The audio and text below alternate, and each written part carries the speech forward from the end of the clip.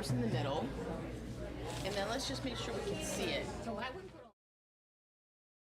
Raised in San Francisco in a home surrounded by strong Jewish women. My mother is a first-generation immigrant. She became a doctor of pharmacy and later in life a rabbi and a cantor.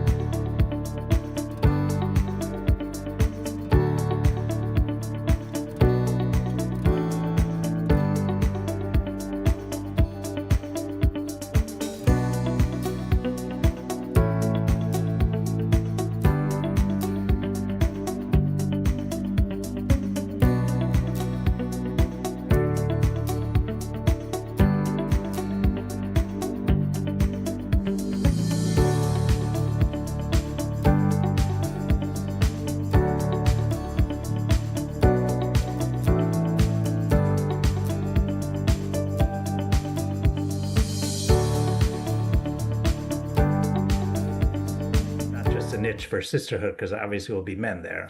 And so we'll start again. Welcome.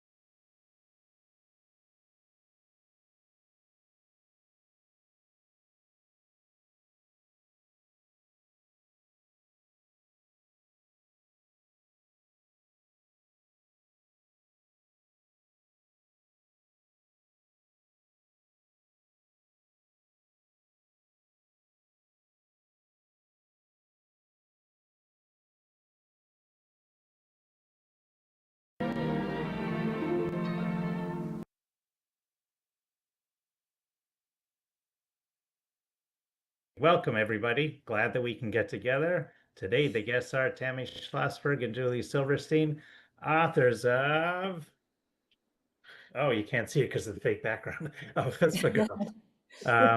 Because I'm not at my office, so I had to pretend I was. It's not just a niche for sisterhood, because obviously we'll be men there. And so we'll start again. Welcome. So glad you can join us. It's really a pleasure.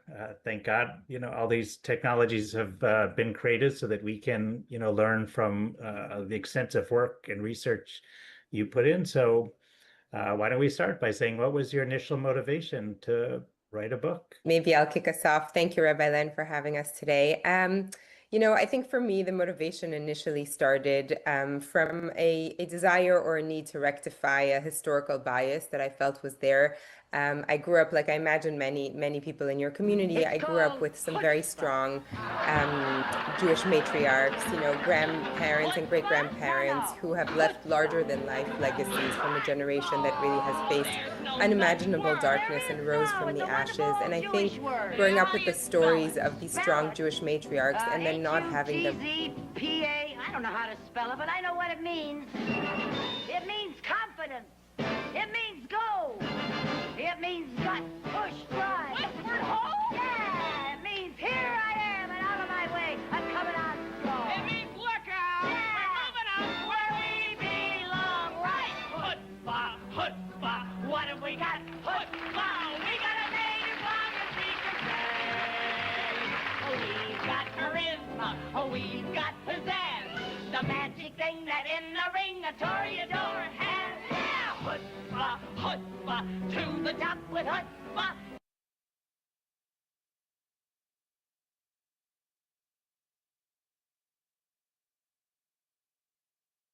The guests are Tammy Schlossberg and Julie Silverstein.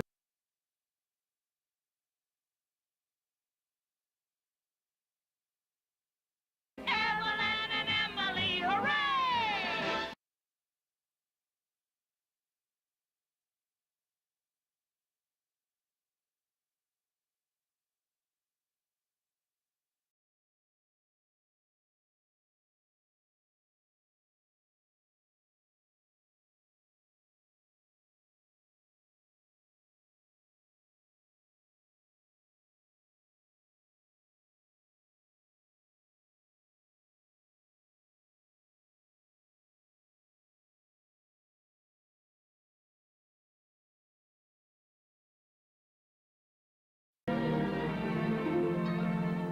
It's called chutzpah. Chutzpah? No, chutzpah.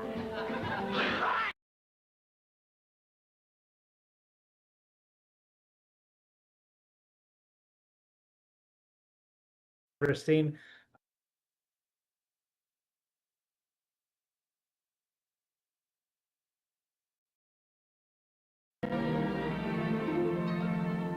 It's called chutzpah.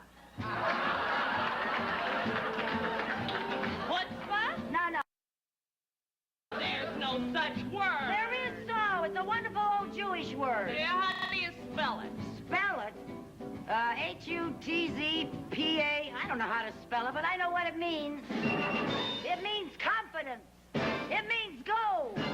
It means gut, push, drive. Westward ho? Yeah, it means here I am and out of my...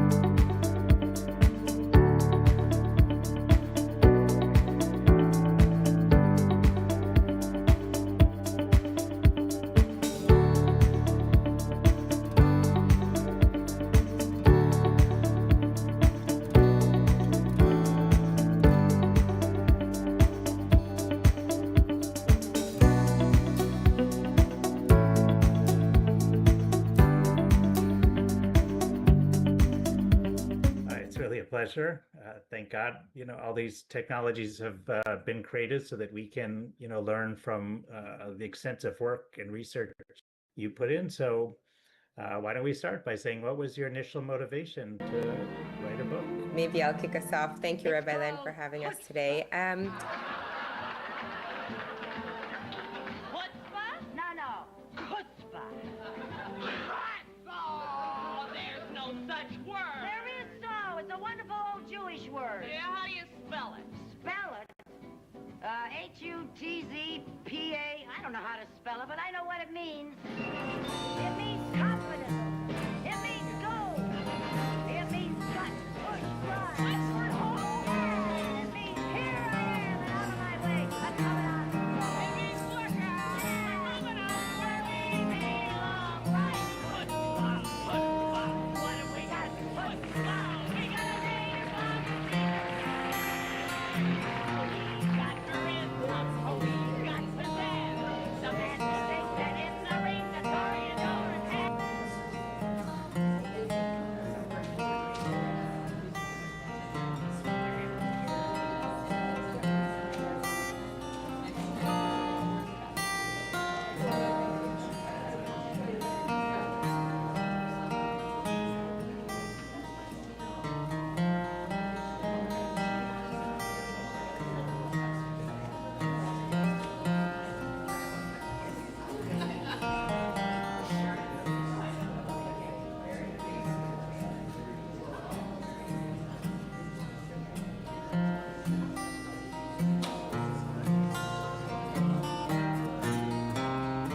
מה יפה היום, שבת שלום. מה יפה היום, שבת שלום. שבת, שבת שלום. שבת, שבת שלום. שבת, שבת שלום. שבת שלום. מה יפה היום, שבת שלום. מה יפה היום, שבת שלום. שבת, שבת שלום. שבת, שבת שלום. Shabbat, Shabbat Shalom, Shabbat Shalom. Shabbat Shalom, everybody. Shabbat Shalom. Welcome to Sisterhood Shabbat and board installation. My name is Leslie Berger, if you don't know, and I'm religious chair for Sisterhood. The theme of this Shabbat service is based on the book Chutzpah Girls. And we're actually raffling off a book tonight. Everybody should have gotten raffle tickets. It's written by Julie Esther Silverstein and Tammy Schlossberg-Pruer. The book is about 100 tales of daring Jewish women from ancient times to present day. You're not going to hear about all 100 women, but we do have about 13 women that you're going to hear about. They're not the ones that would immediately come to mind, like Ruth Bader Ginsburg, Mayim Bialik, and Gal Gadot. I chose these women since they're not all famous, but still have chutzpah. And if you want the book, we're selling it in the gift shop. We can't sell tonight, but let me know. I'd like to invite our co-president, Sharon Kravitz, up for announcements.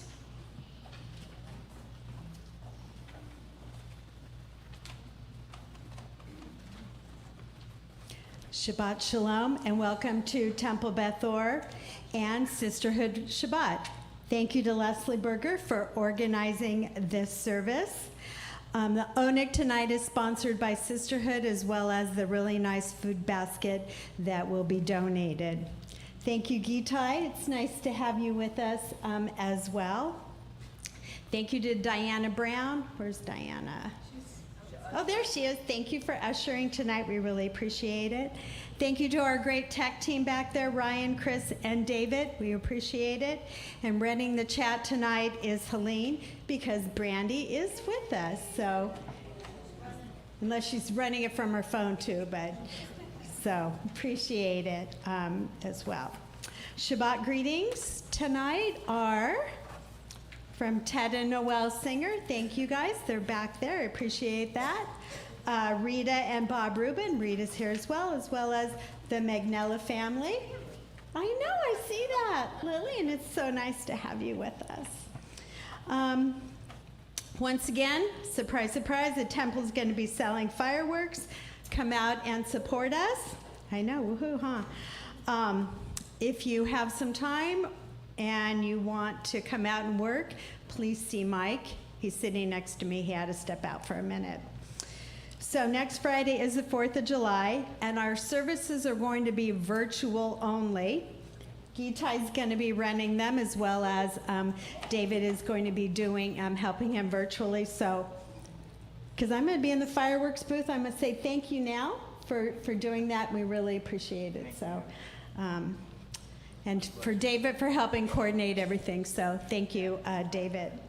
Okay, so Saturday, July 12th is music bingo.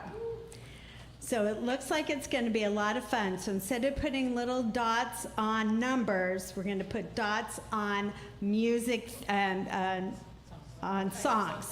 Song titles, thank you, song titles.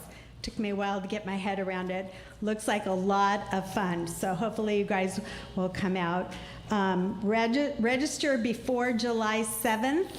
And you will get the early bird pricing. We're having hot dogs, all the fixings, and we're having a sundae bar, so ice cream sundae bar, so it looks a lot of fun. As a reminder, emergency exits back there, as well as behind our tech team. Shabbat Shalom, and have a wonderful weekend. Shabbat Shalom, Sharon. Thank you so much. So we'd like to show a short clip. Talks about chutzpah. It's called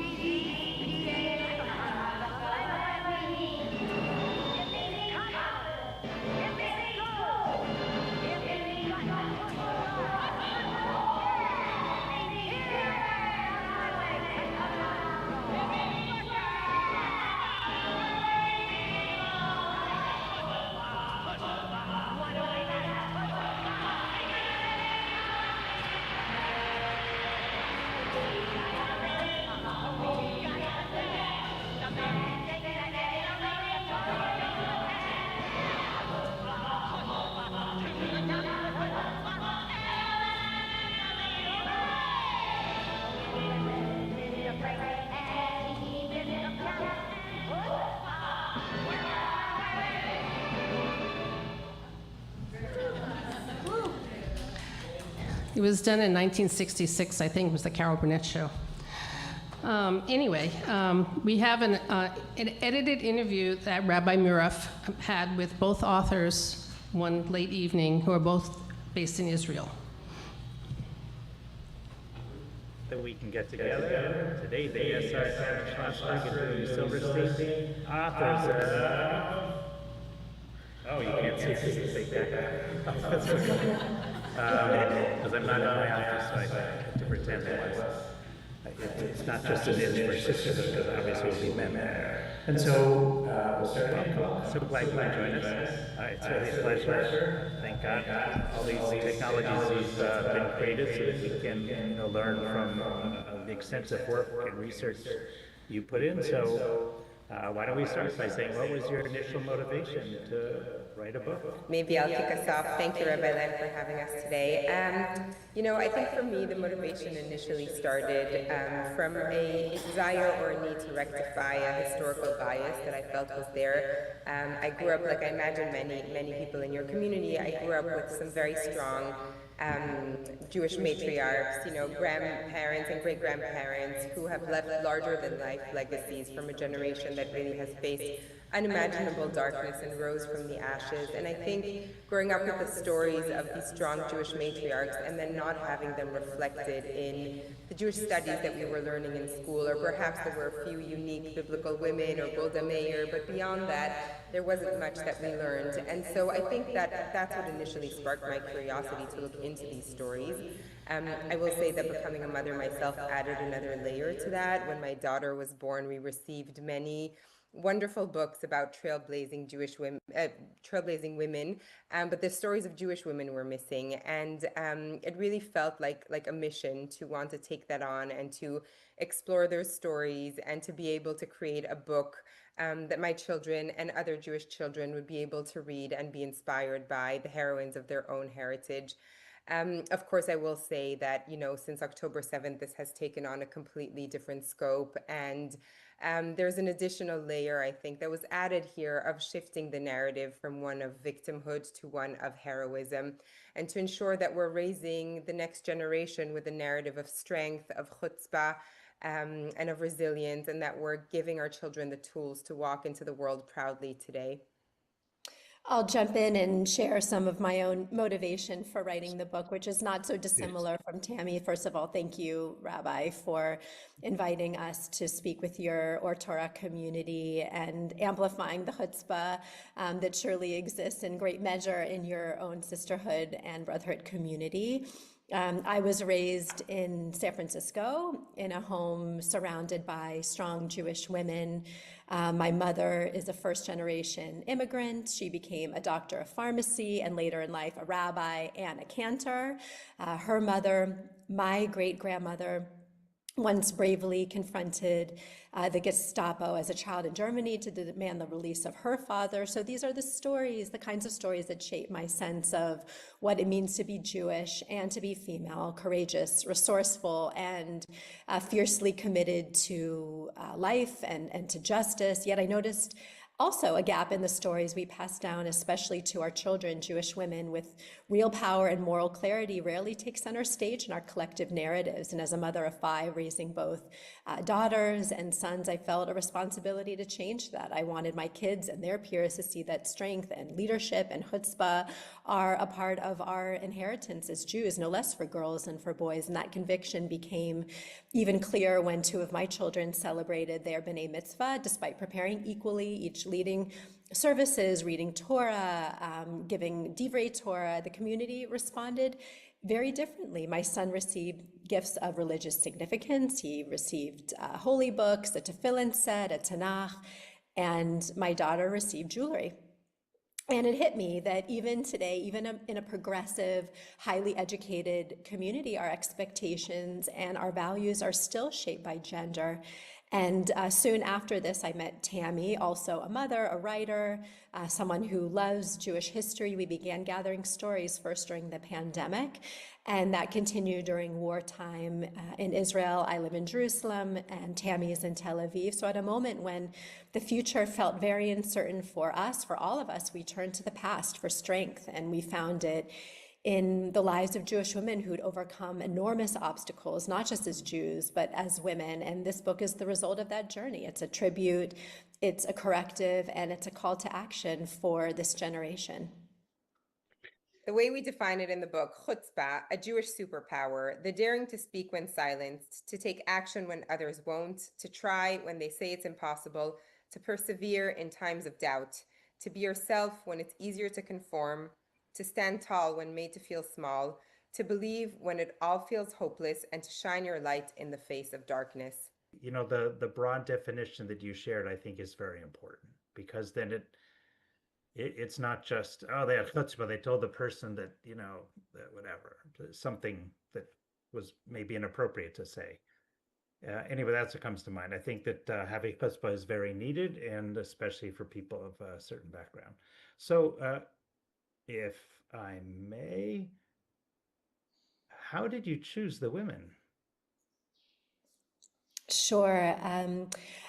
Our starting point was simple. We really began by making a list of Jewish women that we admired, but that list quickly expanded as we realized, how much was missing from mainstream awareness. We dove into archives, academic texts, oral histories, obscure footnotes. We consulted historians and educators and followed leads across centuries, across continents. And we knew from the beginning that we wanted to reflect the full spectrum of the Jewish world. And this book includes women from over 30 countries, across centuries, from biblical times all the way through today. We made sure to highlight Sephardi, Mizrahi, Ashkenazi, Ethiopian, Bukharan, Persian voices. I'm sure many women and men from those communities are a part of the Or Torah community.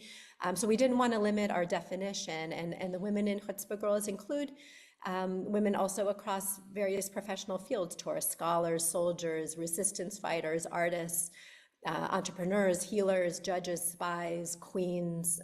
Some names like Esther, Golda Meir, Ruth Bader Ginsburg, of course, are widely known. And others like Seneth Barzani, a Rosh Yeshiva from Kurdistan, Flora Sassoon. These women required deeper research to bring them to light. So this really wasn't for us a process of just checking boxes.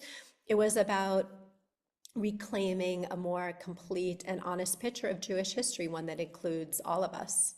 Are there people that you didn't know about, or you didn't know their full biography and how they positively affected others? Yeah, I mean, absolutely. As Julie mentioned, some of the women are more well-known, iconic women, but it was really important for us to also spotlight the stories of women who have done remarkable things, but who have never been spoken about or written about before as widely and as publicly.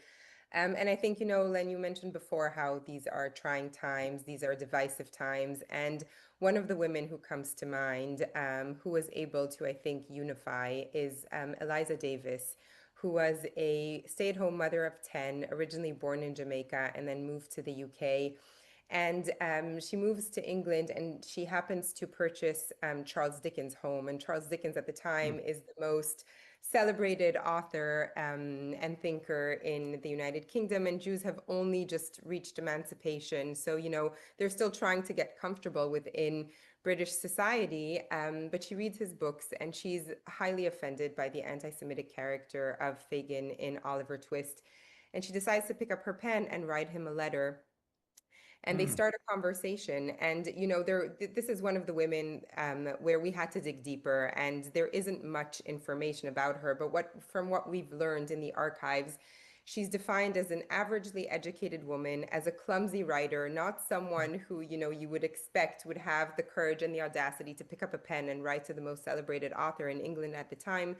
But he engages with her, and she manages to change his mind, and he then edits the character in further editions of Oliver Twist and introduces a noble Jewish character in his future works. And so, we were so struck by the power of one woman to make a difference through respectful dialogue by just the power of her pen. The exchange of letters that we find between her and Charles Dickens is actually the largest exchange of letters outside of his immediate circle, with anyone outside of his immediate circle. So it was quite significant, and she really teaches him a lot about Jewish customs and Jewish faith, which he was unaware of. And, I think especially today when everything feels so heavy and so dark, just remembering the power and the difference that one person is able to make was very inspiring to us. And that story really touched my heart.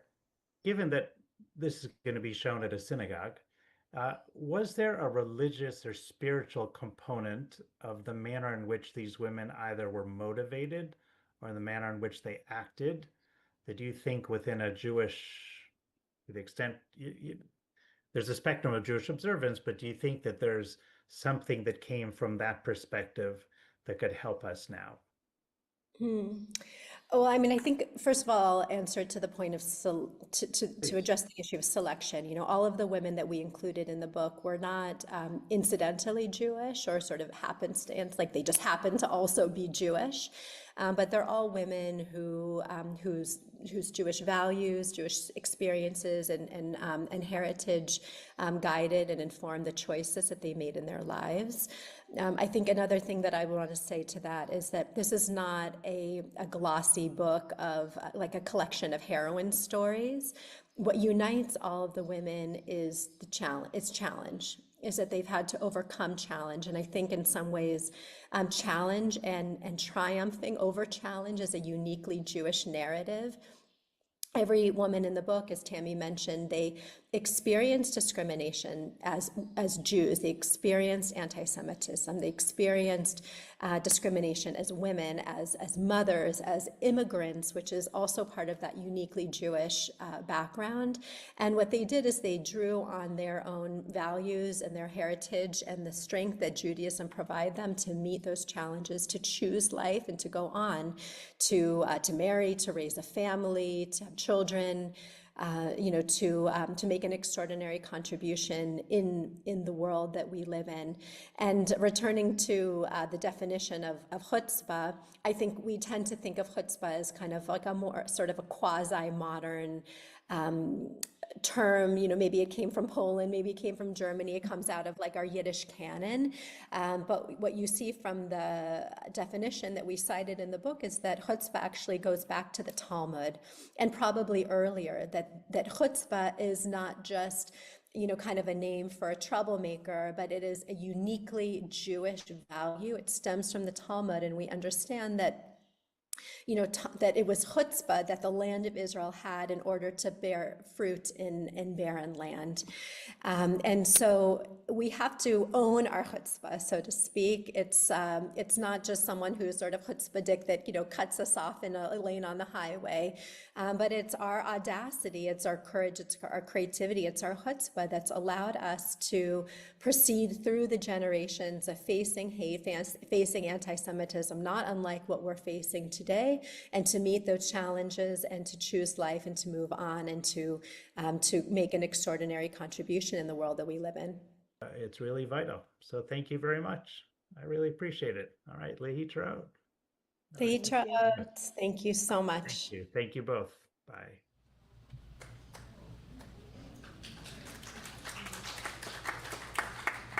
Pretty interesting. I'd like to call up the past presidents and the current president, Eileen, Cher, Diana, Joanne, and Ellie, to light the Shabbat candles. And you'll light them down there. And if you just gather around the candles.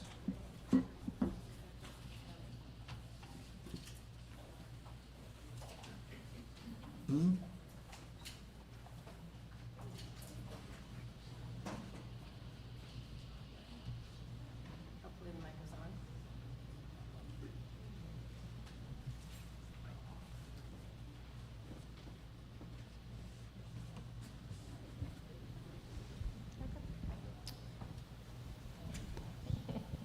Our one touch of Sabbath lights begins at the edge of time, honoring the women who came before us, connecting us to a rich tradition. It gently moves from woman to woman, sister to sister. We are one humanity, the strength of many women. We begin with one pair of candles, which ignites the next. Our one touch of Sabbath light energizes us, power of its glow, drawing our hopes together, empowering us to speak out for justice. It gently moves from woman to woman, sister to sister, gradually illuminating the world. Our one touch of Sabbath lights invites us to a day of reflection, rejuvenating our souls and gathering our strength. It gently moves from woman to woman, sister to sister, inspired to live deeper and stronger. Our one touch of Sabbath light glows on diverse faces, stretching across the globe, some of us born, all of us choosing. It gently moves from woman to woman, sister to sister. We come together to make light.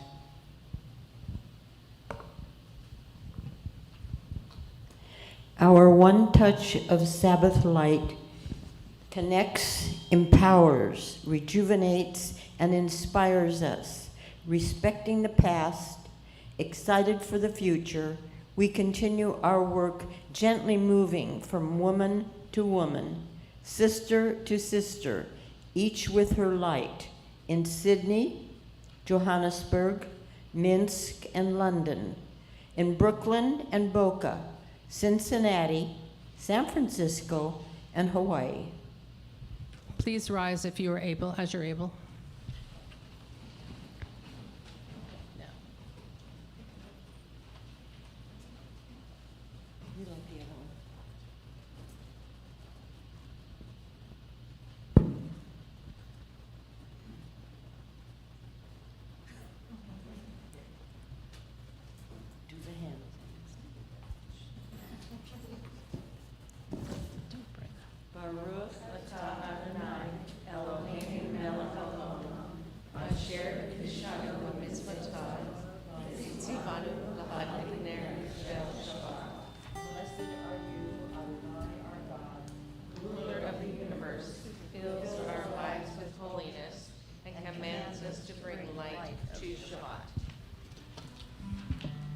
Baruch atah Adonai Eloheinu melech haolam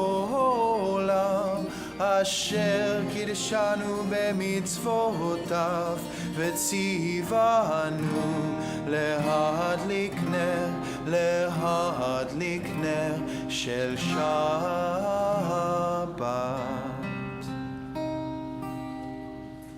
Please be seated.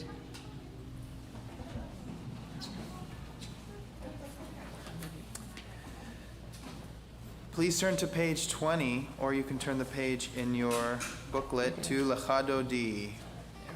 And it's up on there for your convenience. לילה לך דודי, לקראת קלה, פני שבת נקבלה. לילה לך דודי, לקראת קלה, פני שבת נקבלה. לילה לך דודי, לקראת קלה, פני שבת נקבלה. לילה לך דודי, לקראת קלה, פני שבת נקבלה. שמור וזכור בדיבור אחד, כי שמיענו אל המיוחד. אדוני אחד הוא שמו אחד, לשם ולתפארת ולתהילה. לה לה לה לה לה לה לך דודי, לקראת קלה, פני שבת נקבלה. לה לה לך דודי, לקראת קלה, פני שבת נקבלה. התעוררי, כי באורך קומי אורי, אורי שיר דברי, כבוד אדוני עלייך נגלה. לה לה לה לה לך דודי, לקראת קלה, פני שבת נקבלה. לה לה לך דודי, לקראת קלה, פני שבת נקבלה. Please rise as you are able. גוי ושלום עטרת בעלה, גם בשמחה סגולה. תוך אמוני עם סגולה, בואי חלה. לה לה לך דודי, לקראת קלה, פני שבת נקבלה. לה לה לך דודי, לקראת קלה, פני שבת נקבלה. לה לה לך דודי, לקראת קלה, פני שבת נקבלה. לה לה לך דודי, לקראת קלה, פני שבת נקבלה. And at the bottom of our page, oh, and you may be seated. We sing a new song. We sing Shiru L'Adonai.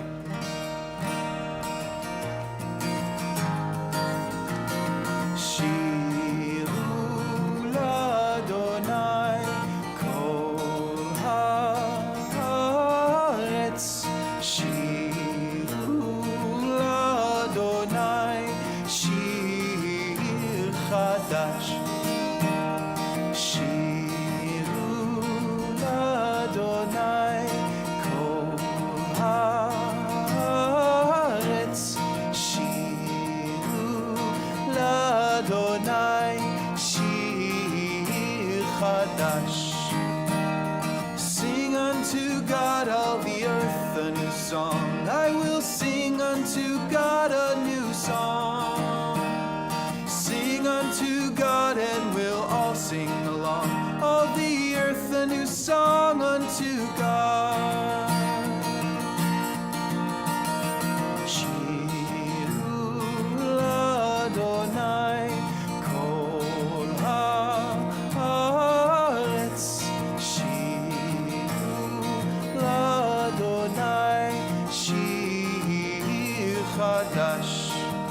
I will sing unto God a new song. Now it's time for Rita to read her part.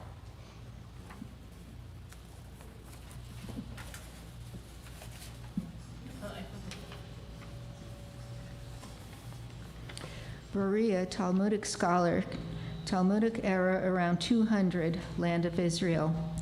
Berea never forgot the day her father never came home. The Romans had announced a law against teaching of Torah, but her father, the great scholar, Rabbi Hanina ben Teradion, bravely ignored the prohibition and was sentenced to death by the brutal Emperor Hadrian. Berea was heartbroken by the loss of her father, but she brought honor to his memory and became a great Torah scholar in her own right. She is said to have learned 300 laws from 300 teachers in a single day. Berea was the only female scholar whose teachings are cited by the sages. Her name appears 4 times in the Babylonian Talmud, the most important collection of Jewish laws, and is mentioned in the Tosefta, believed to be an earlier work. Her opinion on legal matters was even adopted in rabbinic tradition. She is most celebrated for her arguments on religious law and her correct decisions, 2 of which are described in the Tosefta. The rabbis were concerned about the issue of purity. In one example, the sages asked, "When does an oven become pure?" The son of Rabbi Hanina ben Teradion said, "When you move it." His daughter Berea said, "When you take it apart." Her answer suggested that once you disassemble an oven, it is no longer a whole oven and can't be impure. With clear-headed wisdom and immense knowledge, Berea forged a path for women in Torah scholarship. She was the only woman of the Talmud who offered halakhic guidance, which was accepted and quoted by the sages.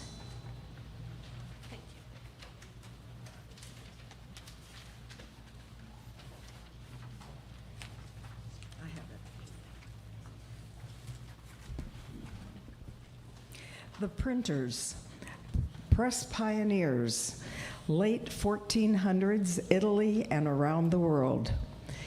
For many years, books were copied by hand, but when Johannes Gutenberg invented the printing press, his machine changed everything.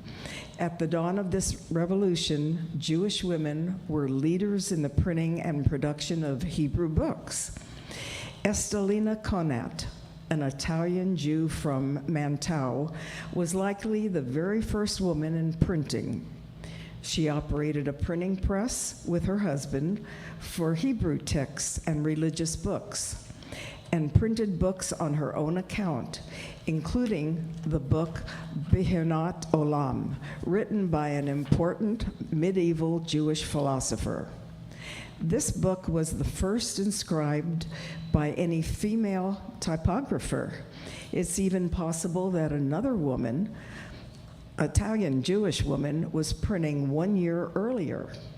Historians debate whether Devorah Kusi oversaw the production of the second ever printed Hebrew book, a 4-volume collection of Jewish laws called the Torah. The first Hebrew book was printed by Johannes Gutenberg himself.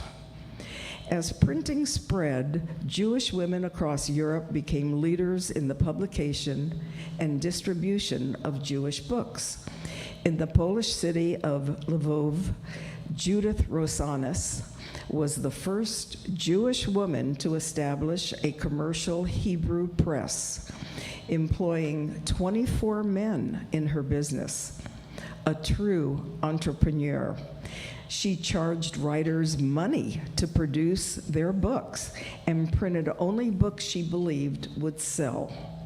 Devorah Ram's press printed thousands of books in Lithuania, including the first printing of the Vilna Shas, a printed edition of the Talmud, still in use today. Jewish women printed even when it was hard. In Spain, the 4 daughters of Juan de Lucena were charged with the crime of printing Hebrew books during the Inquisition. In Constantinople, Dona Rea Mendes, daughter of Dona Gracia Nasi, was the first Jewish woman to establish her own printing press, and she did it as a Jewish converso who converted to Christianity but practiced Judaism in secret, at risk to her own life. Jewish female printers kept the chain of Jewish tradition unbroken, even when the forces of history tried to tear it apart.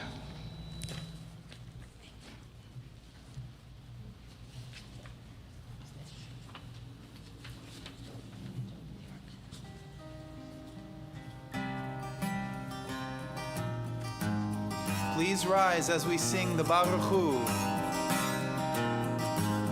Yai la la la la la la la la. Yai la la la la la la la la. Yai la la la la la. Yai la la la la la. Yai la la la la la la la la. Yai la la la la la. Yai la la la la la. Yai la la la la la la. ברכו את אדוני המבורך. ברכו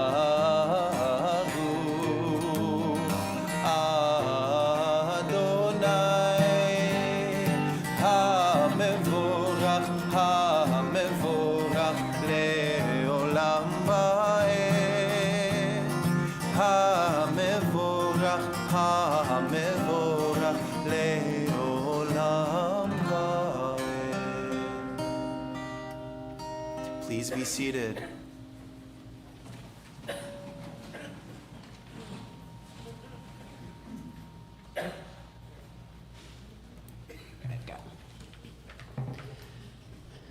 Baruch atah Adonai Eloheinu melech haolam asher b'dvaro ma'ariv aravim pachachma poteh she'arim uvivona mishneh itim umachalif et chazmanim umsader et hakochavim b'mishmerotechem berakia keretzono borei yom v'layla goler or mipnei choshech v'choshech mipnei or umavir yom umavi layla Umavdil bein yom uvein laila Adonai tzavaot shemo. El chai v'kayam tamidim lo chelenu leolam va'ed. Baruch atah Adonai chamariv aravim.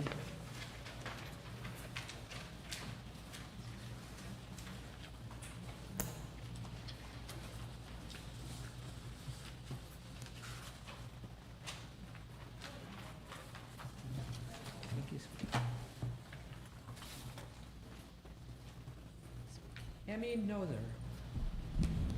Emmy Noether. Have you ever played the game of dreidel or on Hanukkah?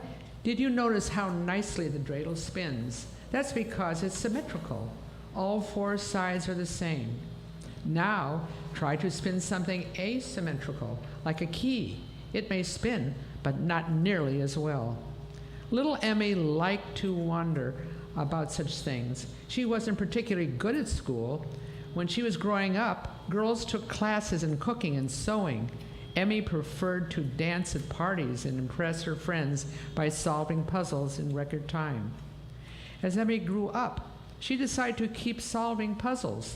She applied to study mathematics at a university and was rejected. No women allowed, they told her. She convinced the school to let her sit in on classes. She passed all the tests easily and became the first woman at the college to receive a degree in mathematics.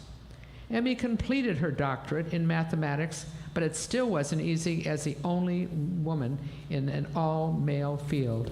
They limited her opportunities to teach and did not make her a professor. She wasn't even paid for her teaching. But Amy kept conducting research and won the admiration of mathematicians, who invited her to work with them on an exciting development.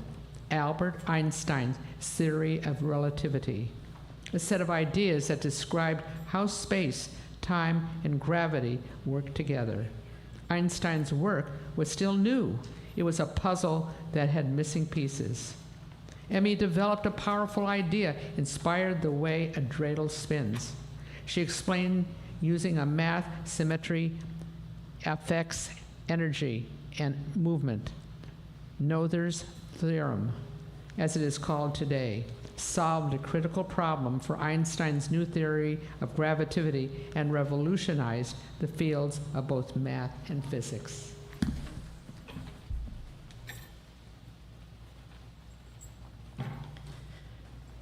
Giselle Baraka, resistance fighter, born 1920, Tunisia. Elegant shoppers in high heels and silk scarves. House windows on the Champs-Élysées in Paris, taking no notice as an ambulance pulled up along the Grand Boulevard.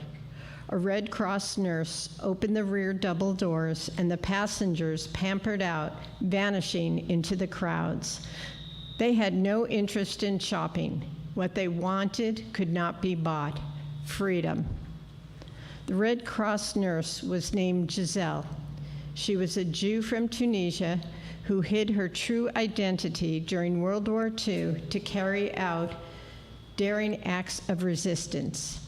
Giselle moved from Tunisia to Paris as a teenager to study nursing. When the Nazis took control of France, Giselle became a Red Cross nurse to help prisoners of war in holding camps like Drancy and La Croix de Berny. She wore a uniform and had a special pass, which allowed her to move freely throughout the city.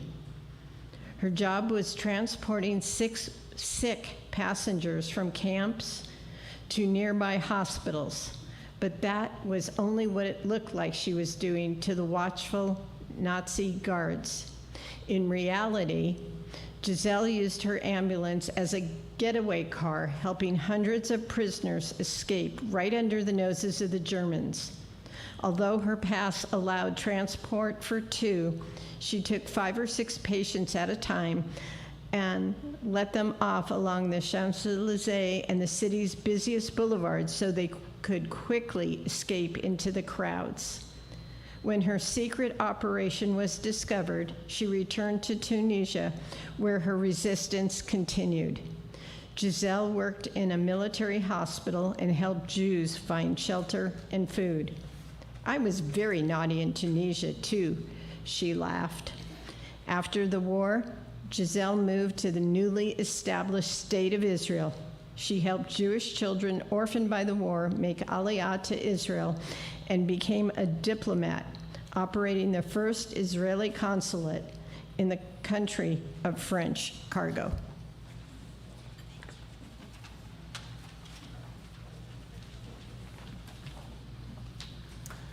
The words of Ahavat Olam can be found on page 9.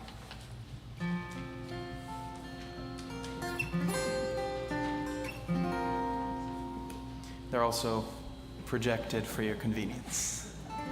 Ahavat Olam Beit Yisrael Amcha Ahavta Amcha Ahavta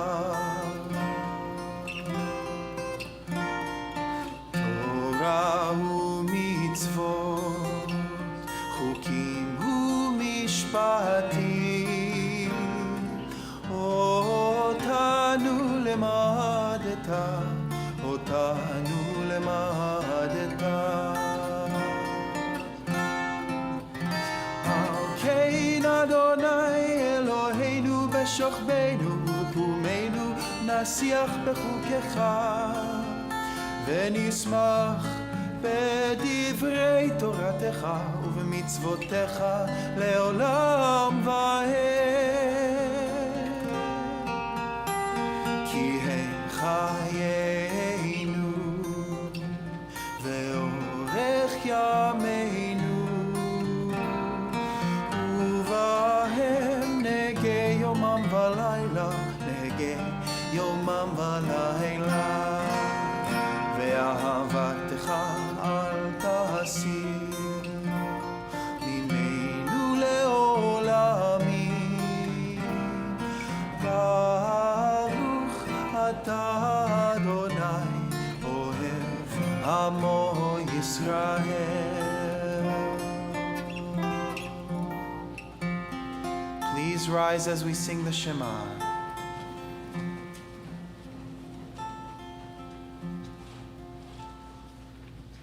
Shema Yisrael Adonai Eloheinu Adonai Echad Baruch Shem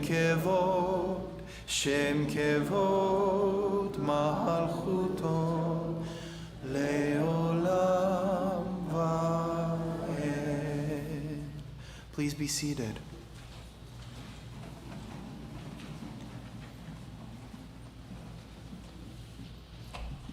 Rena and Ellie, please come up.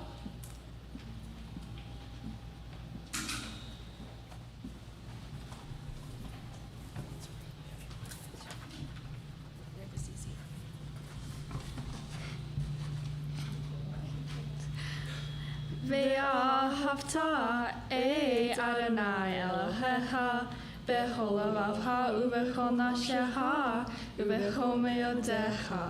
והיו הדברים האלה אשר אנוכי מצווך היום על לבביך, ושיננתם לבניך ודיברתם בם, בשבתך ובביתך ובלכתך בדרך ושופך ובקומך, וקשרתם להיות על ידיך, והיו לטוטפות בין עיניך, ובטחתם על מזוזות ביתך ובשעריך.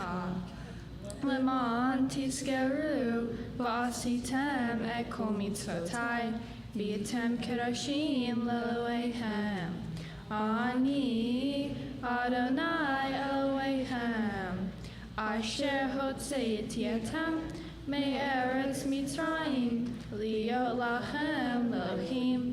אני אדוני אלוהיכם.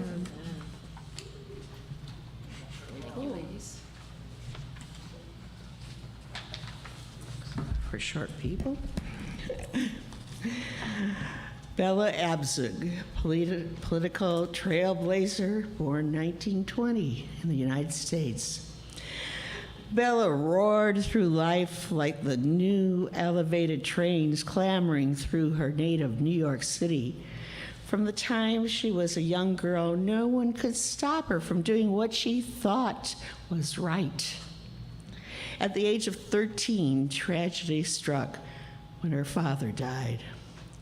As was the Jewish tradition, she wanted to go to the synagogue to honor his memory, saying kaddish, the special Jewish prayer for mourning. The rabbi tried to send her home. According to custom at that time, the kaddish was said by the sons for their fathers, not by their daughters. Bella felt that the custom should change. She returned to the synagogue every day that year to recite the prayer for her father by herself in the women's section. Bella was later elected president of both her high school and college. She loved speaking out for those in need and decided to become a lawyer. At a time when many Americans were angry about their country's involvement in the Vietnam War, Bella found Women's Strike for Peace and organized a protest of 50,000 women across 60 cities. It was the largest women's peace protest of the century. She later ran for a seat in the House of Representatives of the U.S. Congress.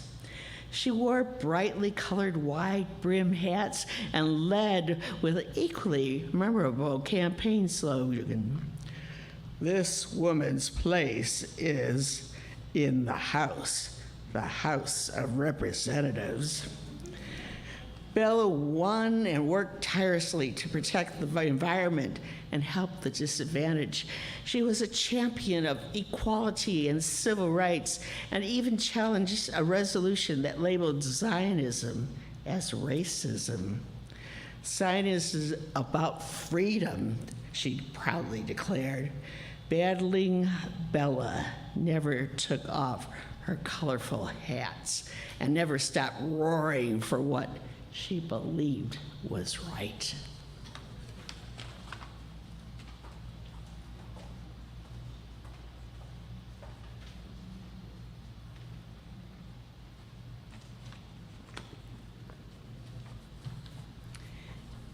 Is this good for me? Thank you. Thanks. Thanks. Judith Lieber, fashion designer, born 1921, Hungary. A blue butterfly, a slice of watermelon, a green bullfrog.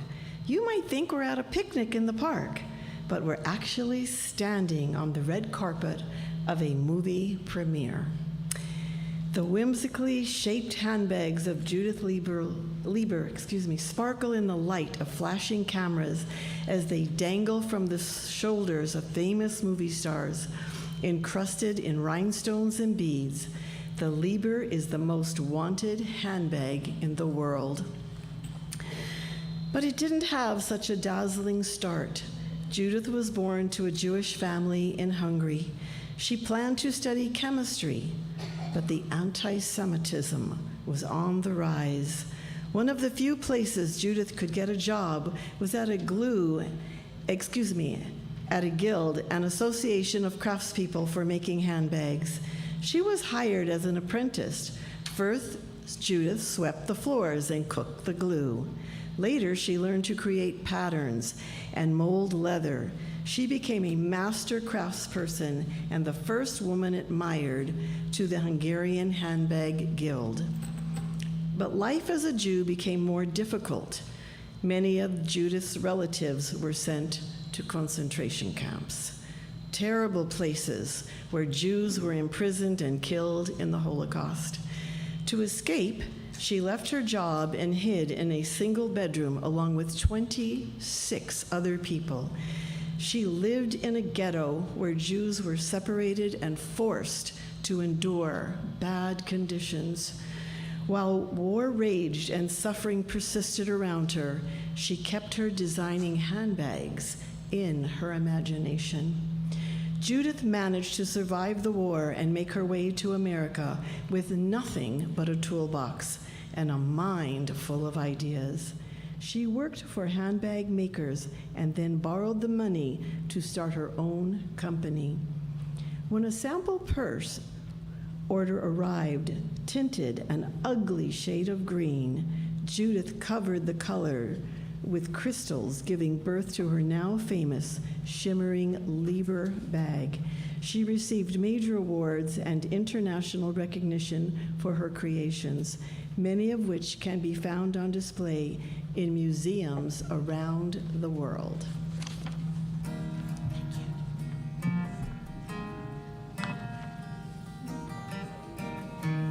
Hashkivenu Adonai Eloheinu leshalom vehamidenu malkeinu lechaim. Hashkivenu Adonai Eloheinu leshalom vehamidenu malkeinu lechaim. Ushmo tzedenu uvoenu lechaim uleshalom me'ata ve'ad olam.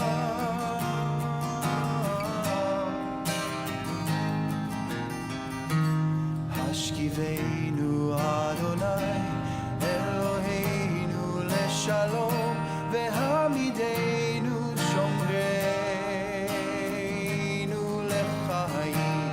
Hashkivenu שלום והעמידנו שומרנו לחיים. Please join me as we sing Mi Chamocha. Yai lai lai lai yai lai lai lai lai lai yai lai lai lai lai lai lai lai lai ya lai lai lai lai ya lai lai ya lai lai yai lai lai lai ya lai lai lai lai. Mi chamocha ba'elim Adonai, mi chamocha nehedar b'kodesh, nora tehilot osef ele, nora tehilot osef ele. מלכותך ראובנך בו קיים לפני משה ומרים. זה לי ענו ואמרו, זה לי ענו ואמרו, אדוני ימלוך לעולם ועד, אדוני ימלוך לעולם ועד. And now please rise in any way that you are able as we sing V'shamru.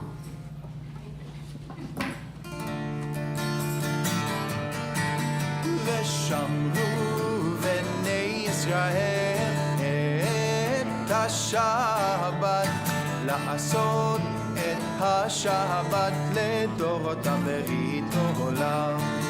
ביני ובין בני ישראל, עוד היא לעולם, עוד היא לעולם. ושמרו בני ישראל את השבת, לעשות את השבת לדורותם ברית עולם. כי ששת ימים עשה אדוני את השמיים ואת הארץ, ושמרו בני ישראל את השבת, לעשות את השבת לדורותם ברית עולם. וביום השביעי שבת ויהי נפש, שבת ויהי נפש, שבת ויהי נפש. ושמרו בני ישראל את השבת, לעשות את השבת לדורותם ברית עולם. You may be seated.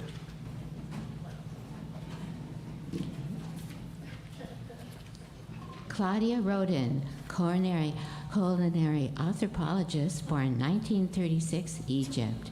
As a girl, Claudia loved to watch the boats glide gracefully along the Nile River from the balcony of her home in Cairo.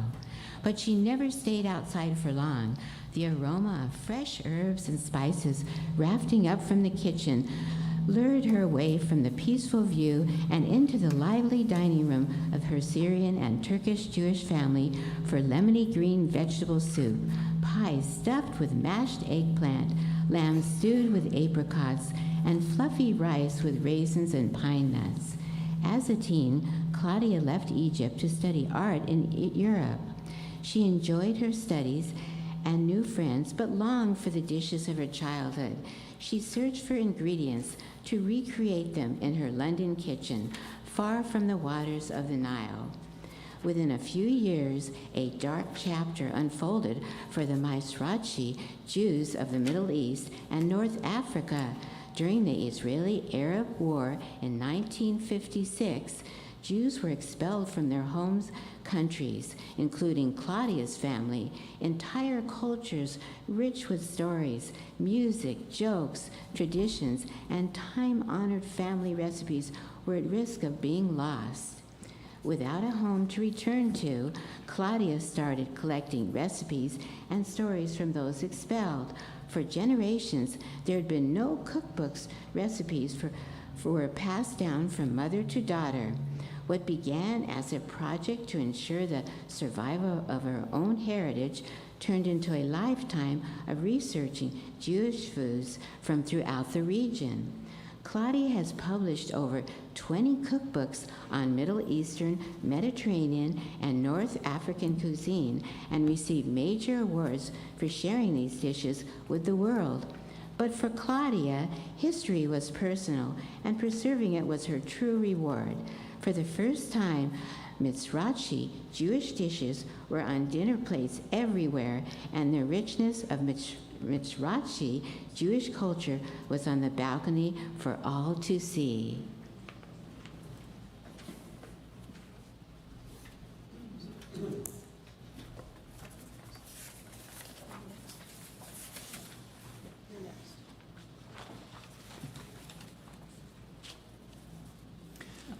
Please rise. Please rise as you're able.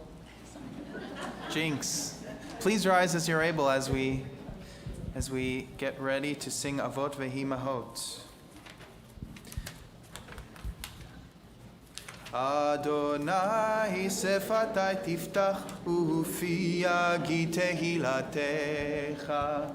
Adonai, open up my lips that my mouth may declare your praise.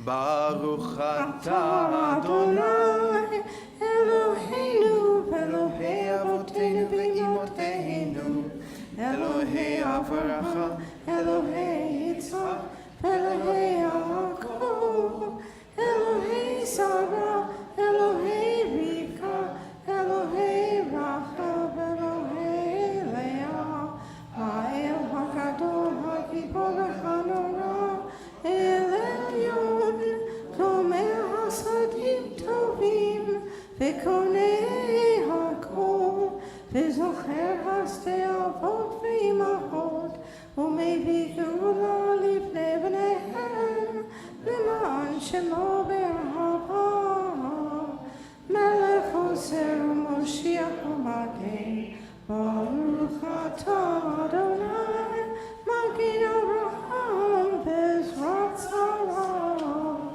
Atah Gibor Le'olam Adonai Lechayei HaKol Atah Rav Lechoshia Morid HaAtah Mechakeh HaChaim Bechesed Mechayei HaKol Berachamim Rabim Somech Noflim Verofei Holim Umatir Asurim Umechayem Emunato Lishenei Afar Mikamocha Bal Gevurot Umito Melech Melech Bemit Umechayeh Umatzia Yeshua V'ne'eman atah Hayot HaKol Baruch atah Adonai Mechayei HaKol Atah Kadosh V'Shimcha Kadosh U'Kedoshim B'Hu Yom Yehalelu HaSelah Baruch atah Adonai Ha'el HaKadosh.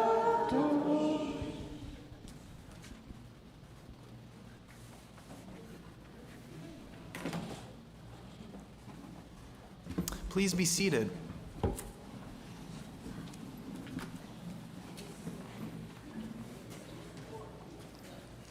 Deborah Lipstadt, Holocaust historian, born 1947. Everything was going according to plan. After years of school, Deborah finally achieved her ambition as serving as a professor of Jewish history at a great university, inspiring students, conducting research, and writing books. Deborah never expected her face to be featured on the front of every major newspaper in the world. However, she was willing to pay the price of unexpected fame to fight for the truth in one of the most significant trials in Jewish history. Deborah was a specialist in the fields of Holocaust studies and anti-Semitism. She believed that senseless hatred toward Jews led to tragedies like the Holocaust, when 6 million Jews were killed at the hands of Nazis. She also believed that the same hatred was still alive, and in order to stop it, she needed to make more people aware of the truth, In her book, Denying the Holocaust, she accused the English author, David Irving, of claiming the Holocaust never happened. He sued her for damaging his reputation. Lots of people told her not to fight. Just ignore it, they said. But if I lost, it would become illegal to call the world's leading Holocaust denier a denier. Deborah replied. She enlisted the support of the legal team to prepare mountains of evidence to show the Holocaust did happen. After a dramatic 5-year battle, she won. In recognition of her remarkable work in the fight and throughout her career, Deborah was later appointed by President Biden and confirmed by the Senate at the rank of ambassador to serve as America's special envoy on anti-Semitism. Her mission remains to create a world where all Jews are safe and protected. When faced with a daunting trial, Deborah chose the path of truth, and in doing so, extended her impact from the classroom to the international stage.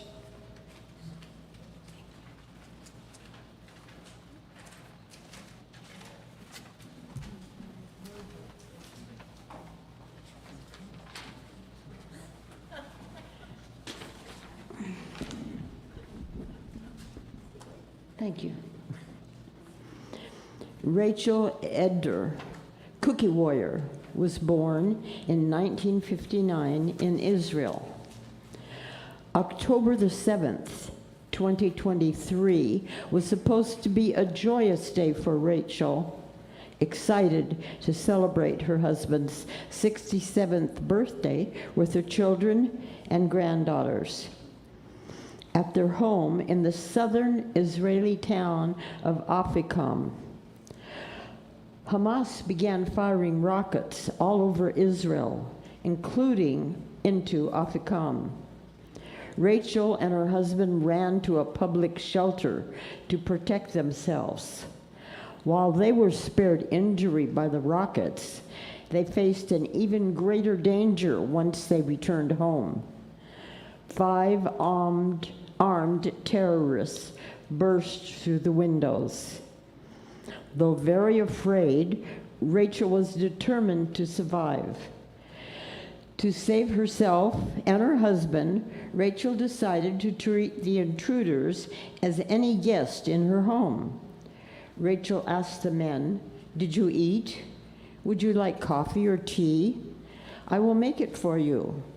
She understood that keeping the terrorists calm would lessen their hostility. "I knew if they're hungry, they're angry," and as she explained. For hours, Rachel gave them her husband's birthday cookies, engaged them in conversation, sang them Arabic songs, and tended to their injuries. One of the terrorists was hurt. I bandaged his wounds and stroked his hand. While distracting the terrorist with her hospitality and kindness, she was also secretly communicating with the Israeli police outside, using hand signals to inform them of the number of terrorists holding her hostage. Thanks to her help, Israeli special forces, guided by her son, a policeman, eventually entered their home through the roof and rescued Rachel and her husband. Armed with nothing more than cookies, tea, and quick thinking, Rachel and her story offered a glimmer of light on that dark day. Rachel became famous across Israel as the cookie savta, or cookie grandmother. She called on Jewish women to light Shabbat candles to remind us of the incredible strength that burns bright in each of us.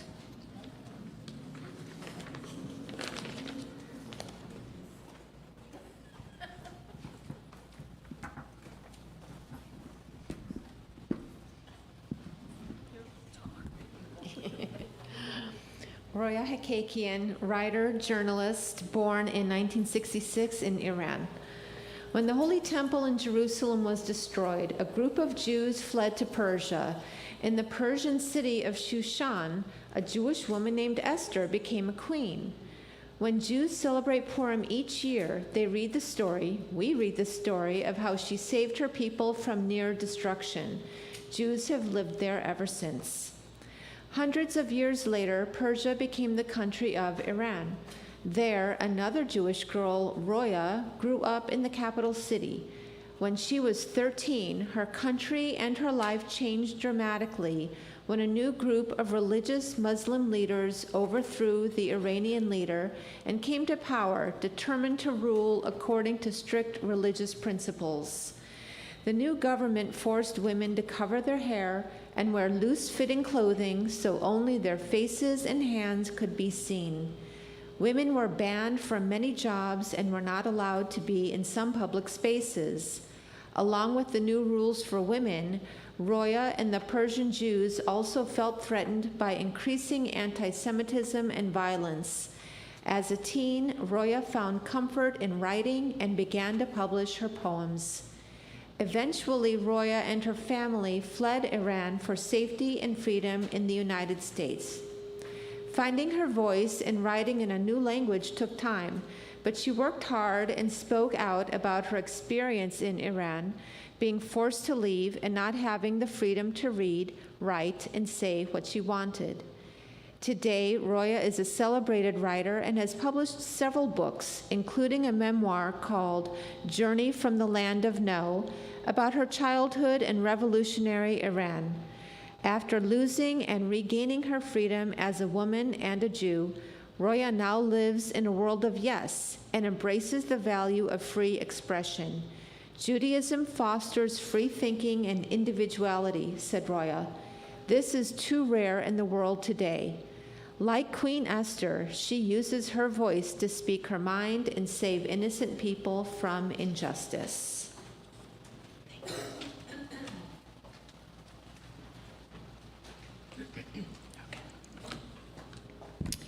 Shana Gifford, space doctor, born 1973, United States.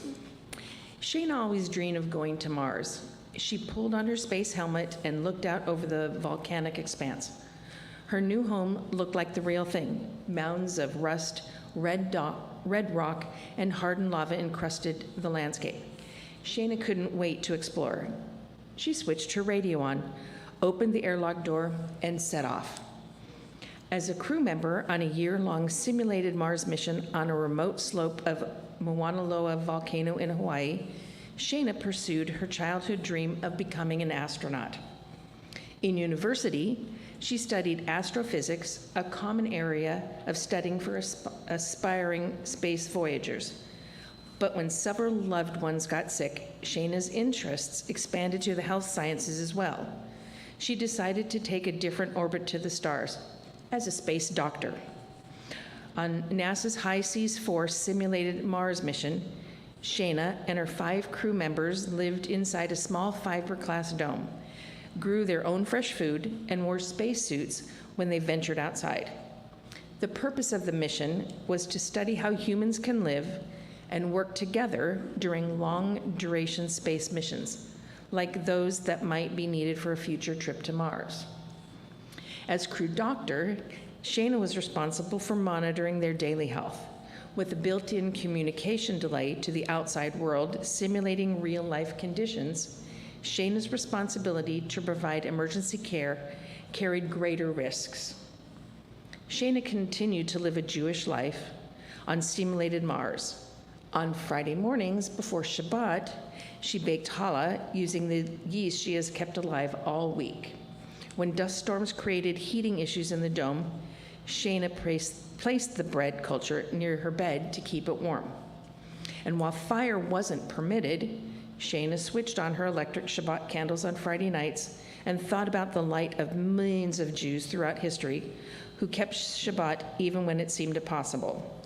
Their courage inspired Shana to be part of another seemingly impossible mission, to help humans find a path to Mars and return home healthy. Thank you for telling us about all those brilliant Jewish women. And in that spirit, we'd like to sing Shalom Rav. And this tune was also written by a woman named Lisa Silver. So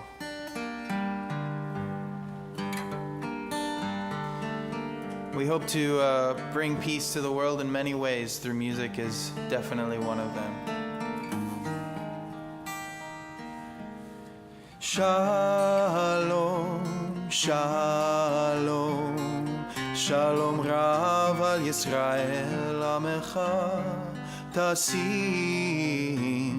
tasim, tasim leolam. Shalom, shalom, shalom Rav al Yisrael Amecha, tasim, tasim, tasim leolam.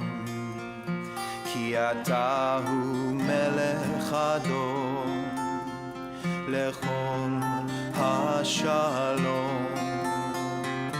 Ki ata hu melech adon lechol hashalom. Shalom, shalom, shalom Rav al Yisrael Amecha, tasim, tasim, tasim leolam. V'tov beinecha levarech et amcha Yisrael bechol eit uvechol sham bishlomecha. Shalom, shalom, shalom Rav al Yisrael Amecha, tasim, tasim, tasim leolam. Thank you, Gitai, for choosing another verse for me. another tune for me. Yes. Did somebody pick up a page that has lists of names on it for the prayers for healing by accident that was up here? Because it's not here anymore. Can you look through the papers if somebody picks it up accidentally? Oh.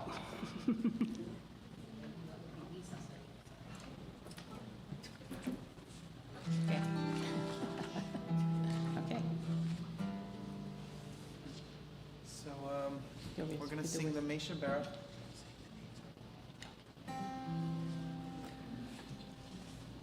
We hope for the healing of everyone around in the world that is in need of it, in our community and beyond. Misheberach avoteinu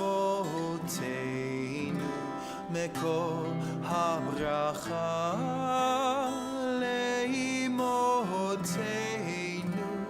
May the source of strength, who blessed the ones before us, help us find the courage to make our lives a blessing, and let us say Amen.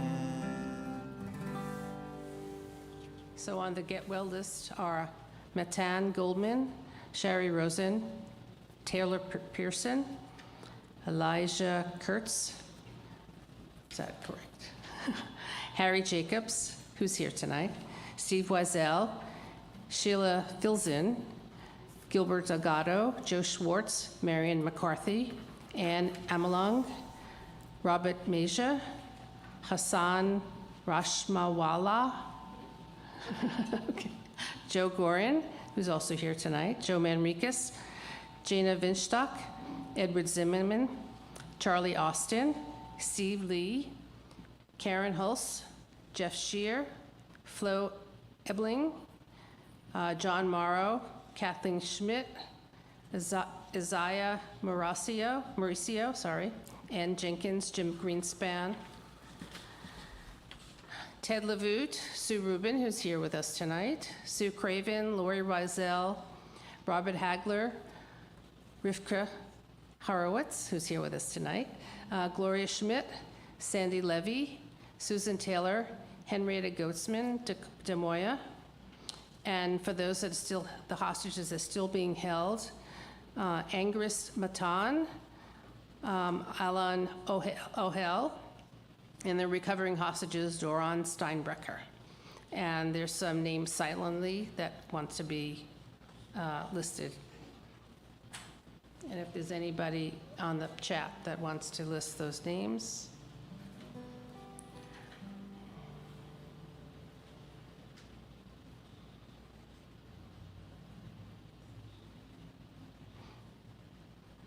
Okay.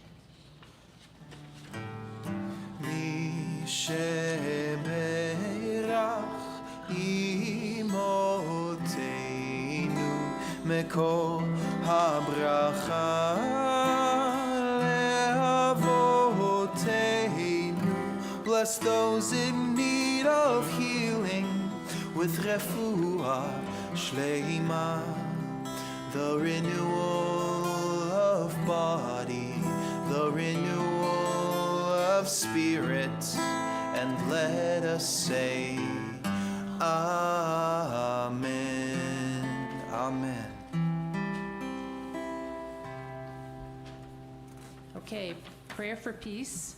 I found this prayer. It was written by Anat Hoffman, who's the executive director of the Israel Religious Action Center. My God, in this sacred moment, give us hope for Israel and her future. Renew our wonder at the miracle of the Jewish state. In the name of the pioneers who made the deserts bloom, give us the tools to cultivate a diversity of Jewish expression in Israel. In the name of our fallen soldiers, give us courage to stand up to the words and ways of zealots, those in our own midst and those among our neighbors. In the name of Israeli inventors who have amazed the world with their innovations, help us apply the same ingenuity to finding a path to peace. In the name of all these individuals, grant us the strength to conquer doubt and despair in Israel, replacing doubt with action, replacing despair with hope, and let us say, Amen. Okay, Yissy's next.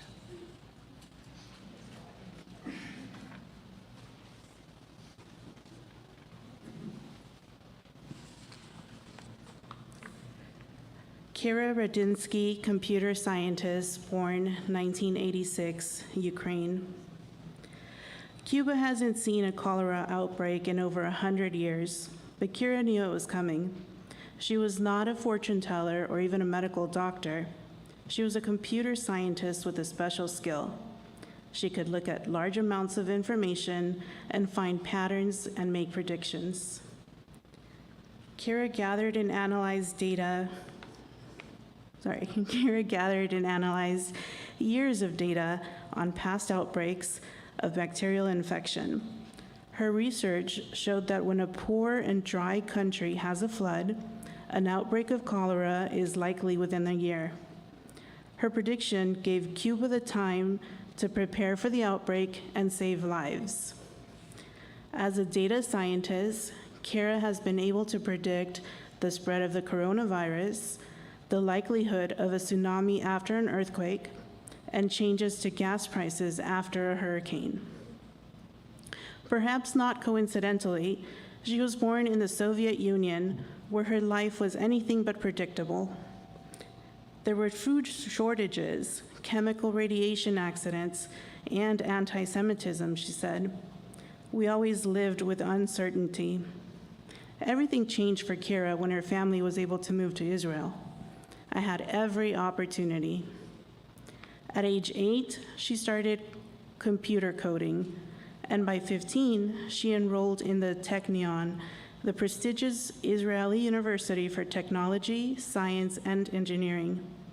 Kira served as a programmer in a top intelligence unit of the Israeli Defense Forces and returned to the Technion for her doctorate. Later, she worked for top companies and started her own businesses. From her unpredictable childhood in the Soviet Union to today, Kira is a global leader in the science of using data to make meaningful predictions that help people live healthier and safer lives. Kira has also found welcome predictability in her own life when she gets to spend quality time with her family every week on Shabbat.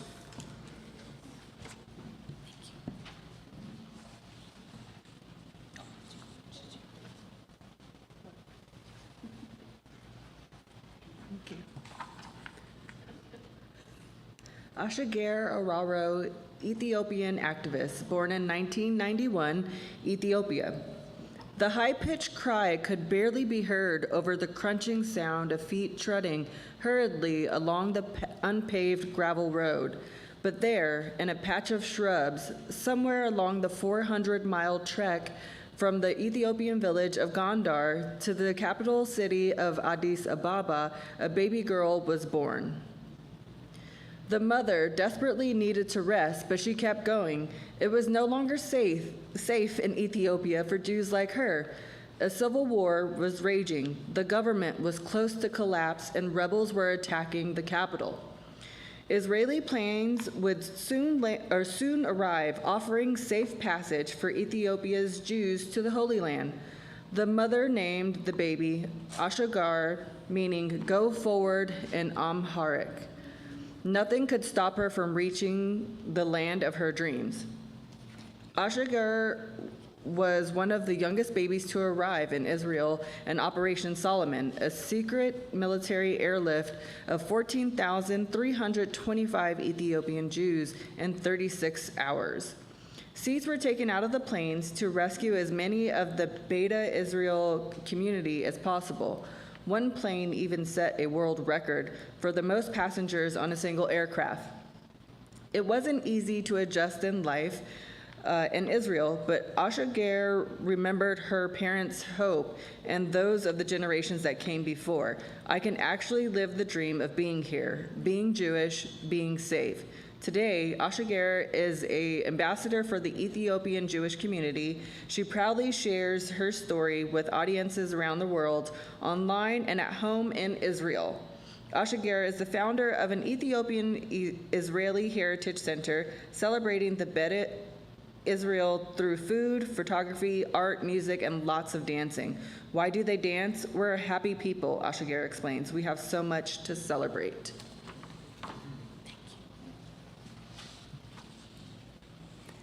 So I'd like to thank all these lovely women for all their reading, and I hope you learned a lot.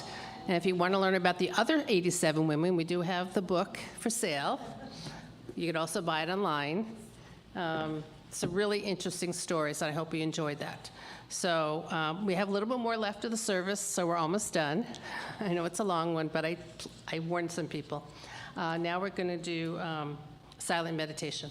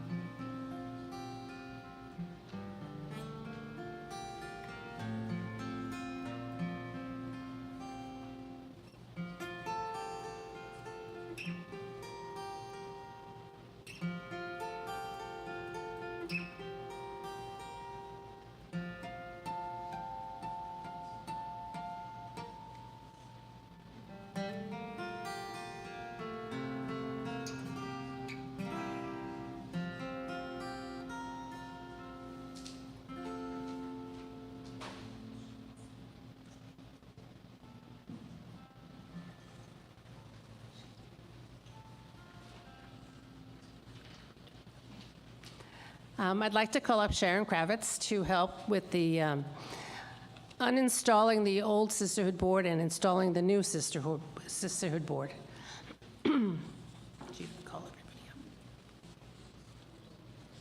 Great, thank you.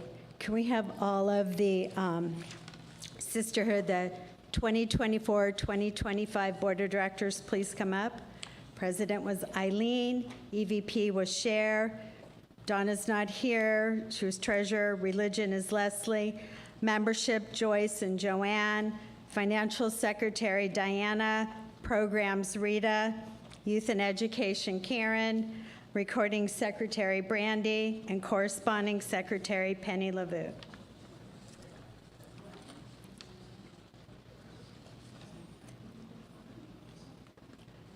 So tonight, we gather not only to celebrate our sisterhood, but to honor those who step forward in leadership. Your commitment ensures that our work continues, strengthening our community, deepening Jewish values, and supporting our temple. To our outgoing officers, thank you so much for your dedication, your time, and your heart. You have served with honor and strength, and your contributions have helped shape our path forward. Thank you very much.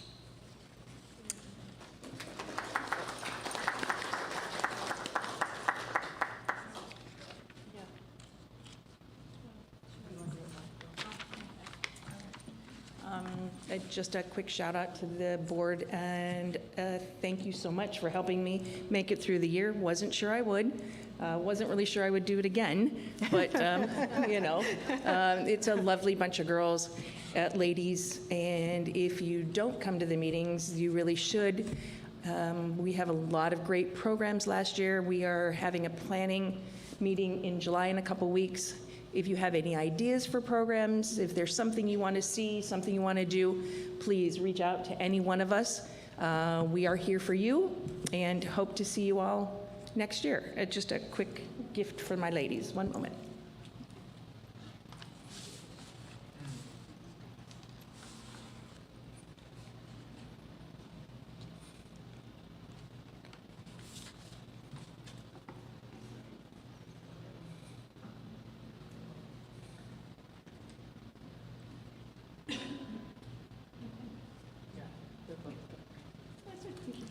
Okay, so now we welcome our new board.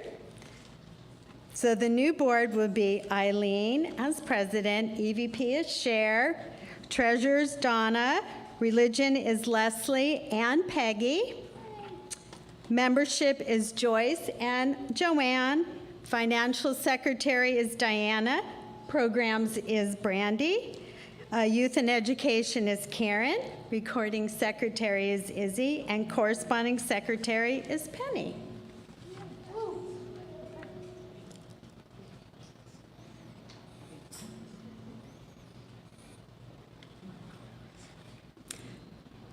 We now welcome our newly elected officers to the TBO Sisterhood Board. You have accepted the responsibility to lead, to serve, and to inspire. With your guidance in sisterhood, will continue to flourish, grounded in tradition and open to the future. So, your official installation, with gratitude and great hope, I officially install you as a new board of the Sisterhood Board of Directors. May you find strength in one another, purpose in your work, and joy in your service. Thank you. You're welcome.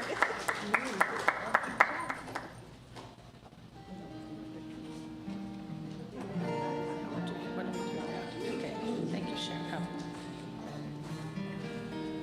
Okay, please rise as you're able.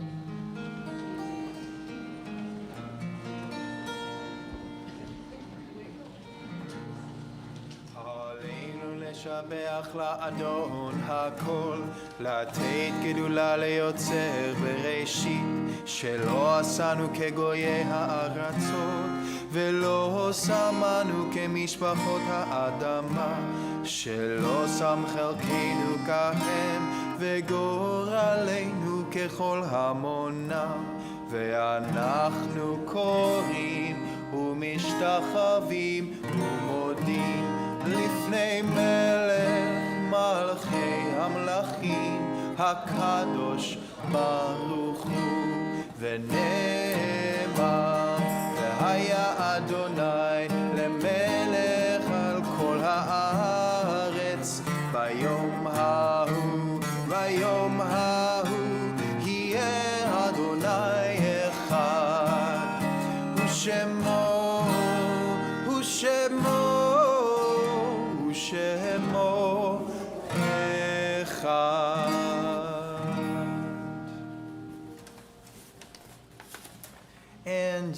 please remain standing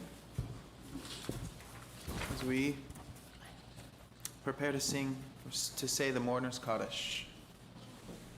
Just the names first. Yes, the name. Okay.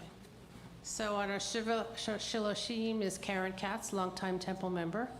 On the kaddish list this week is Ralph Peter Folsom, Adrian, Scott Held, David Scharf, Laura Block, Socorro Morales, Sheldon Culkin, James Honigman, Tommy Muller, Sylvia Letterman, Robbie Silber, Max Meyerson, Eileen Cohen, Barry Levy, Evelyn Zucker, Joel Herberg, Juan Carlos Pinon, Jeffrey Ammons, Adrian Levy, Richard Kaufman, Marlene Hamleben, and Terry Lynn.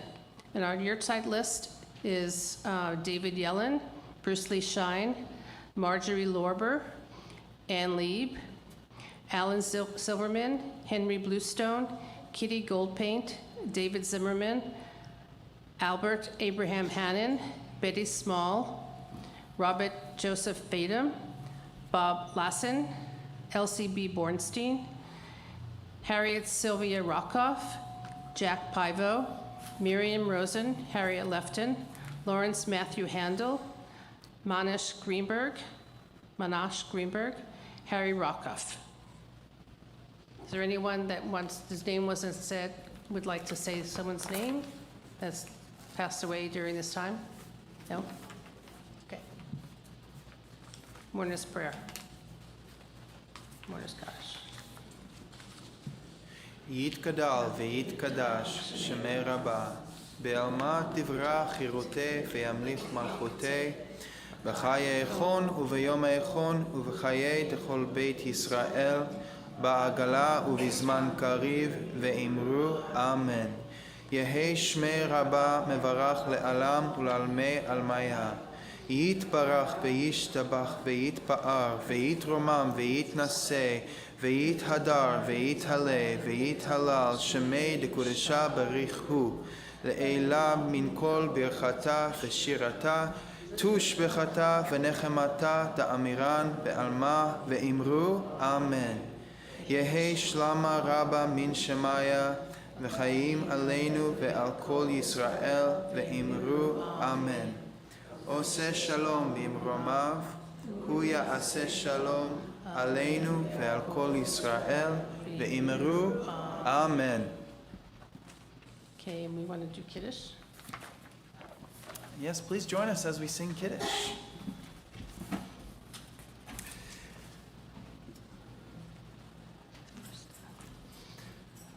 Baruch atah Adonai Eloheinu melech haolam, borei peri hagafen. Baruch atah Adonai Eloheinu melech haolam, asher kiddishanu b'mitzvotav v'ratzavanu, ושבת קודשו באהבה וברצון הנחילנו, זיכרון למעשה בראשית, כי הוא יום תחילה למקראי קודש, זכר ליציאת מצרים. כי בנו בחרת ואותנו קידשת מכל העמים, ושבת קודשך באהבה וברצון הנחלתנו. ברוך אתה אדוני מקדש השבת לחיים. And we don't have any bread, but we could do motzi make-believe. Low Sounds calorie, no calorie motzi. Low So we're done with calorie it. motzi. Because it'll be too late. Let's do the motzi real quick. All right. We'll make believe. A piece of bread. ברוך אתה אדוני אלוהינו מלך העולם, המוציא לחם מן הארץ. אמן. בתיאבון. Okay, and now for our final surprise, we have the sisters, Marcy and Lisa, singing us some wonderful songs.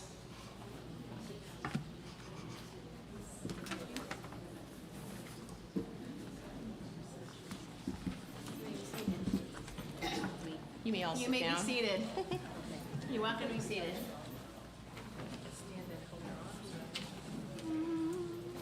I'm sure.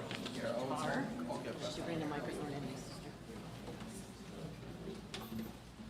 Should bring the mic in, Marcy. I'm not touching that mic. I'm afraid it's gonna fall.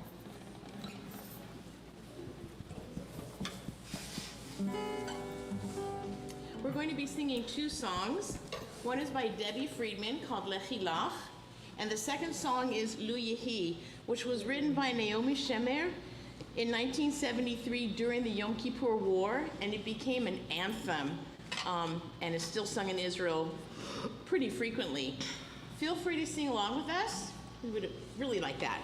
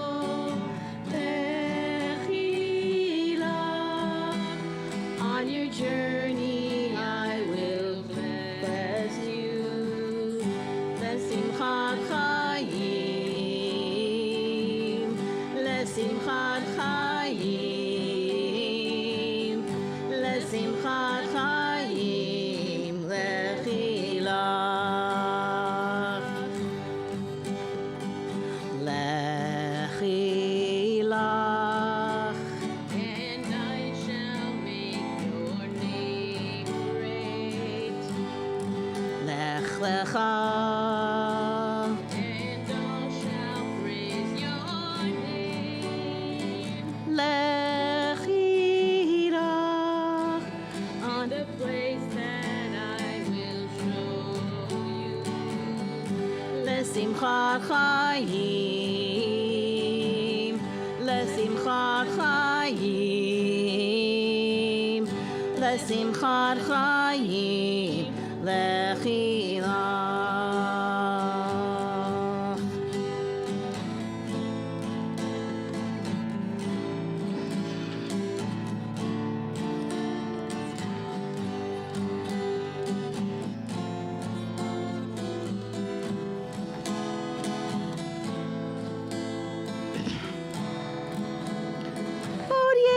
מפרץ לבן באופק מול ענן שחור כבד כל שנבקש לו יהי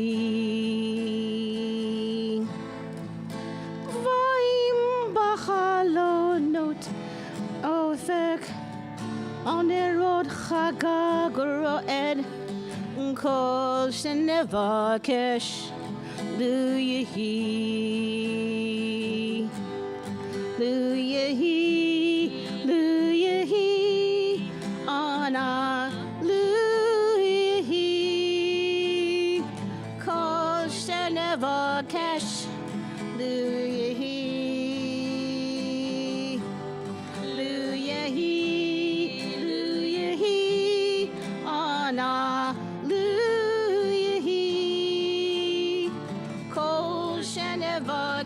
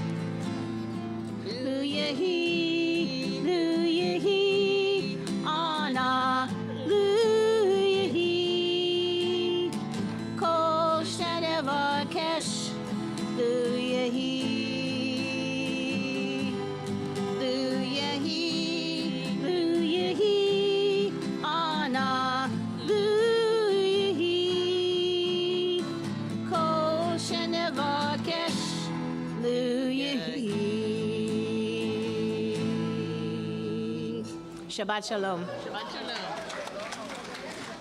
Shabbat shalom. Shalom. Shabbat shalom. Thank you. Shabbat shalom. So please enjoy. We have a special.